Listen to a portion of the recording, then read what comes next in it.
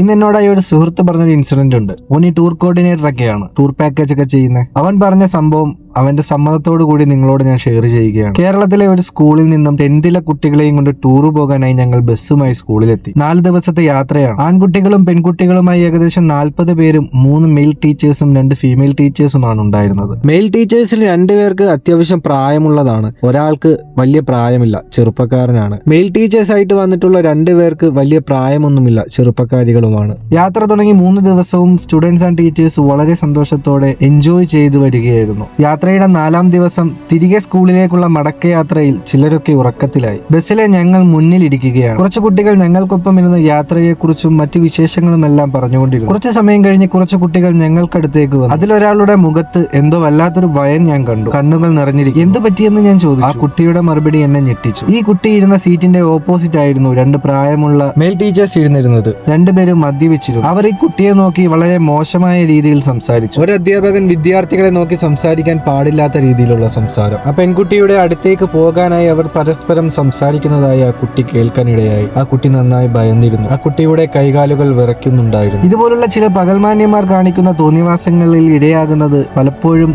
ആ മേഖലയിൽ പ്രവർത്തിക്കുന്ന മറ്റുള്ളവരാണ്. രാവിലെ 9 മണിയോടെ സ്കൂളിലെത്തി. കുട്ടിയുടെ മാതാപിതാക്കളോടും സ്കൂളിലെ അധികൃതരോടും കാര്യമറിയിച്ചു. ശേഷം ഞങ്ങൾ മടങ്ങി. 10th പഠിക്കുന്ന ഒരു കുട്ടിക്ക് എന്ത് പ്രായമുണ്ടെന്ന് ചിന്തിക്കണം. ഒരു ടീച്ചർ തന്റെ സ്റ്റുഡൻസിനെ എങ്ങനെയാണ് കാണേണ്ടതെന്ന് ഞാൻ പറഞ്ഞു തരേണ്ടതില്ലല്ലോ അല്ലേ? കൺമുന്നിൽ നടക്കുന്ന ഇൻസിഡന്റ് പോലും തടയാൻ കഴിയാത്ത ഒരു സമൂഹമായി വരികയാണ് ഇവിടെ. ഈ കഴിഞ്ഞിടയ്ക്ക് മധ്യപ്രദേശിലെ ഉജ്ജയിനയിൽ ഏറ്റവും തിരക്കേറിയ മാർക്കറ്റിൽ ഒന്നായ കൊയില ഫെഡക് പ്രദേശത്ത് ഒരു സ്ത്രീയെ പട്ടാപ്പകൽ ബലാത്സംഗം ചെയ്തു. അത് കണ്ടുകൊണ്ട് വന്ന വ്യക്തി ഇടപെടുന്നതിന് പകരം റേപ്പ് ചെയ്യുന്ന വീഡിയോ ഷൂട്ട് ചെയ്യുകയും സോഷ്യൽ മീഡിയയിൽ അപ്ലോഡ് ചെയ്യുകയുമാണ് ചെയ്തത്. ഈ ഒരു സംഭവം നടന്നിരിക്കുന്നത് ഇരുട്ടുമൂടിയ ജനവാസമില്ലാത്ത ഏരിയയിലല്ല, പകൽ വെളിച്ചത്തിൽ, അതും തിരക്കേറിയ ഒരു നഗരത്തിൽ. നഗരത്തെ നരകമാക്കി മാറ്റുന്ന ചില ചെന്നായികൾ. ഇതെല്ലാം ചെയ്തത് അവരുടെ ഉള്ളിലെ മദ്യമാണ്. മദ്യം ഒരു മനുഷ്യനെ എങ്ങനെയൊക്കെയാണ് ചിന്തിപ്പിക്കുന്നത് എന്ന് ഓർക്കുക. ലഹരി അമിതമായി ഉപയോഗിക്കുന്നത് മൂലം അമ്മയും പെങ്ങളും അന്യരായേക്കാം. ഇന്ന് നമ്മുടെ രാജ്യത്ത് കല്യാണം, ബർത്ത്ഡേ പാർട്ടി, മരണം, അടിയന്തരം, ഓണം, ക്രിസ്മസ്, ഈദ്, ഏത് കാര്യത്തിനും മദ്യം വേണം. മദ്യത്തിനും മയക്കുമരുന്നിനും അടിമപ്പെട്ട് സ്വയം ഇല്ലാണ്ടാകാതിരിക്കുക. ഇന്ന് നമ്മുടെ നാട്ടിൽ നടക്കുന്ന പല പീഡനങ്ങളുടെയും കൊലപാതകങ്ങളുടെയും വഴക്കുകളുടെയും പിന്നിൽ ഒരു വില്ലനായി മദ്യമുണ്ട്. അമിതമായി മദ്യം ഉള്ളിൽ ചെന്നാൽ ചിലപ്പോൾ കയ്യിൽ കിട്ടുന്നത് ആയുധവും മുന്നിൽ നിൽക്കുന്നവൻ ശത്രുവുമായി മാറിയേക്കാം. കുടിച്ച് ലക്ക് കെട്ട് അന്തമില്ലാതെ വഴിയിലൂടെ ഉടുതുണിയില്ലാതെ നടക്കുമ്പോൾ വീട്ടിലിരിക്കുന്നവരെ കുറിച്ച് ചിന്തിക്കുക.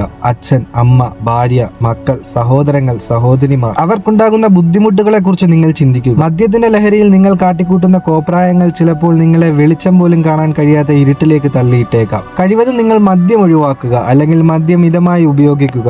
അമിതമായാൽ കാണാൻ പാടില്ലാത്ത കാര്യങ്ങൾ കാണേണ്ടി വരും, കേൾക്കാൻ പാടില്ലാത്ത കാര്യങ്ങൾ കേൾക്കേണ്ടി വരും, ചെയ്യാൻ പാടില്ലാത്ത കാര്യങ്ങൾ ചെയ്യേണ്ടി വരും. ഈ വീഡിയോയ്ക്ക് തൊട്ടു മുമ്പ് നമ്മൾ പോസ്റ്റ് ചെയ്ത നിങ്ങളുടെ പ്രശ്നങ്ങളും ബുദ്ധിമുട്ടുകളും വിഷമങ്ങളും പറയാൻ നിങ്ങൾ തയ്യാറാണെങ്കിൽ കേൾക്കാൻ ഞങ്ങൾ തയ്യാറാണെന്ന് ഈ വീഡിയോ കണ്ടതിന് ശേഷം ഞങ്ങളിലേക്ക് വന്ന ഒരു ഇൻസിഡന്റിനെ കുറിച്ചാണ് ഞാൻ ഇന്ന് സംസാരിച്ചത്. ആൽക്കഹോൾ അഡിക്ഷൻ പോലെ മറ്റൊരു അഡിക്ഷനാണ് പോണോഗ്രാഫി അഡിക്ഷൻ. എന്താണ് പോണോഗ്രാഫി അഡിക്ഷൻ? നമ്മളിൽ നിന്നും സ്കൂളിലേക്ക് പോകുന്ന നമ്മളുടെ കുട്ടികൾ സുരക്ഷിതരാണോ? സ്കൂളിൽ നിന്നോ മറ്റിടങ്ങളിൽ നിന്നോ അവർക്കുണ്ടാകുന്ന മോശം അനുഭവങ്ങളെ കുറിച്ചോ മറ്റു കാര്യങ്ങളെക്കുറിച്ചോ കേൾക്കാനായി അവർക്കൊപ്പം നിങ്ങൾ ഇരുന്നിട്ടുണ്ടോ?